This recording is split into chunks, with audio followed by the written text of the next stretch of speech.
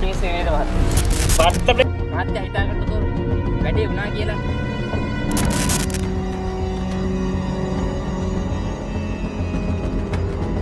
නැති කරන විදිය මං තප්පරෙන් දන්නවා.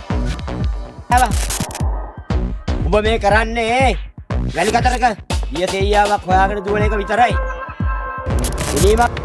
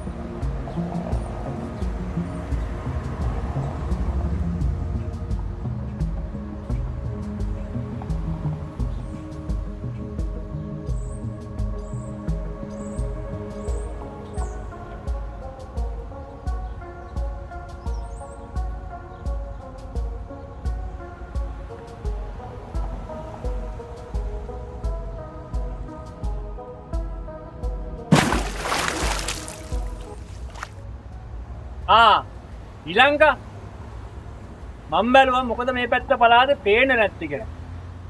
මොකද සුදු පිටියෙන් අතුරු දාන්න මේ එකපාරටමනේ. කොළඹ ගියා මං. එන්න ටිකක් පරක්කු වුණා. කොහමද මේ පැත්තේ තාත්තේ? රංගගේ ප්‍රශ්නේ කෙලවරක් උන්නේ නැද්ද තාම? ඊළඟා කතා කරන වචනයක් ගානේ පරිස්සම් වියා. දැන් හැමෝම ඉන්නේ අපි ගැන ඈගාගෙන. ඒකත් ඇත්ත. අපිට මොකටද ඕවා? වෙන දේ බලාගෙන පැත්තකට වෙලා ඉන්න එක ඇඟට ගුණයි. ඒත් නිලංකා මට හිතා ගන්න බැරි එකම දෙයක්. ග්‍රාම සේවකගේ දුව මේ හැම විනාශයක්ම අස්පනා පිට දකිද්දි ඇයි තාම නිහඬ වෙන්නේ? ග්‍රාම සේවකගේ දුව මොන දුවෙත්ද විශ්ව? උඹට පිස්සුද නැත්තම් උඹ අන්දලාද කවුරුවද? ඒ මනුස්සයාට දුවෙත් තියා පිරිමි දරුවෙක්වත් නෑ. දුවෙක් නෑ? එතකොට රංගමට කියලා තියෙන බොරුවක්ද? රංග උඹට කියලා තියෙන පට්ටපල් බොරුවක් විශ්ව. රංග උඹ පාවිච්චි කරලා තියෙන්නේ මහා වල් විදියට. මේකනේ. දැන් ඌව ගැන හිතලා වැඩක් නෑ. අපි බලමු ඉස්සරහට කරන්න තියෙන දේක් ගැන. අපි යන්කො ගෙවල් ගත්තත්.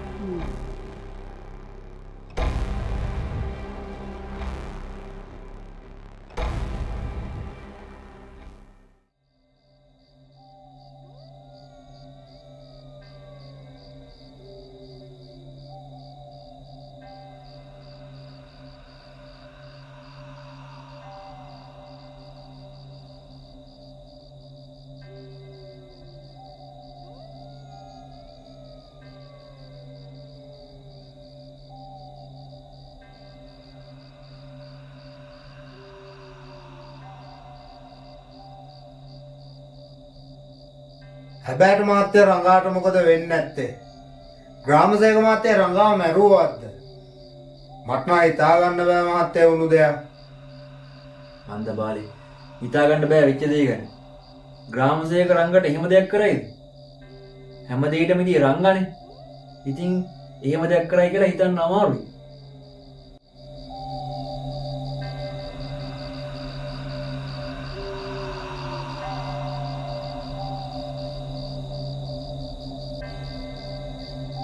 බාලේ අපේ මාමා අබේ මොකෝ මේ හින්දාඩියක් වගේ වැටිගෙන. මහත්තයෝ අර අංගාගේ සරප්පු දෙක අසුබිනියල ළඟ තිබිලා හම්බෙලා තියෙනවා. හිකා ඇල්ලෙන් පල්ලට පැන්නවත්ද?